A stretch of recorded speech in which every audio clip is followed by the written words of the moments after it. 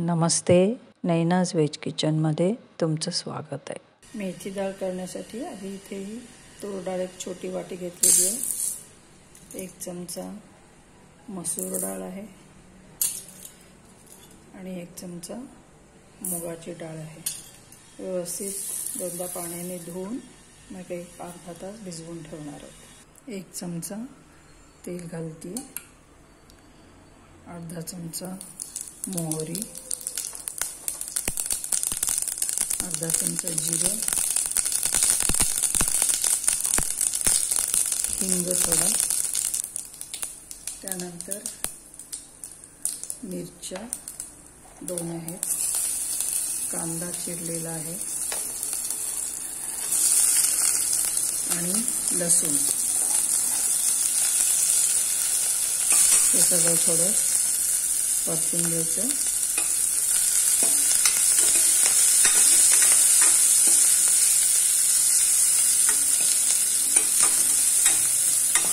कांद्याचा रंग किंचित बदलला की आपण त्याच्यामध्ये चिरलेला टोमॅटो घालतो, थोडीशी हळद, लाल तिखट चवीप्रमाणे, नंतर हे मीठ घालते, मी खडे मीठ वापरते। 1 चमचा गूळ घालते, गूळ ऑप्शनल आहे।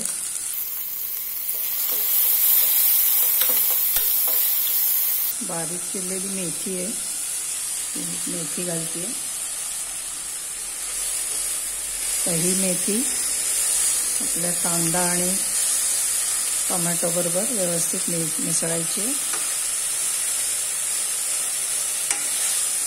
आणि ही 1 मिनिटभर परतून घेणार आहोत आपण। मेथी फ्लेम मीडियम हाय आहे। त्याच्यानंतर ही जी आपण डाळ धुवून आणि ठेवलेली होती भिजवून, ती घालायची पाण्यासकट। त्याशिवाय आणखीन 1 भांडाभर पाणी पण घालते मी। आता फक्त 1 भांडाभरच घालते, शिवाय डाळ भिजवताना घातलेलं पाणी, नंतर हवं तर आणखीन थोडं पाणी आपल्याला घालता येईल। आता हे एवढं झालं की याला उकळी आणायची। हे उकळायला लागल्यावर झाकण लावून वीट ठेवून 3 शिट्ट्या करायच्या आणि मग कुकर बंद करायचा। कुकर नॅचरली गार झाला की मग नंतर कुकर उघडून त्यातली मेथी आणि डाळ जी शिजलेली आहे ती जरा घोटून घ्यायची आहे। नंतर त्याच्यामध्ये तर तुम्हाला हवं वाटत असेल तर पाणी घालायचं आहे, तिखट मीठ आणखीन काही मसाला वगैरे घालायचा असेल तर तोही घालू शकता आता, आणि त्याला एक छान उकळी आणायची आहे। ही 1-2 मिनटं उकळलं की आपली मेथी डाळ तयार आहे। ही मेथी डाळ तुम्ही भात, भाकरी, पोळी याच्याबरोबर सर्व करू शकता। इथे मी भाताबरोबर सर्व करते आहे, बरोबर फ्लावरची भाजी, काकडी, कारल्याची चटणी आणि दाण्याची चटणी आहे। तर इथे भात घातलेला आहे आणि मेथी डाळही घातलेली आहे। थोडंसं तूप घालून मस्त लागते अगदी। तर धन्यवाद हा व्हिडिओ बघितल्याबद्दल। लाईक करा, शेअर करा, कॉमेंट करा, काय आवडलं काय नाही ते जरूर सांगा।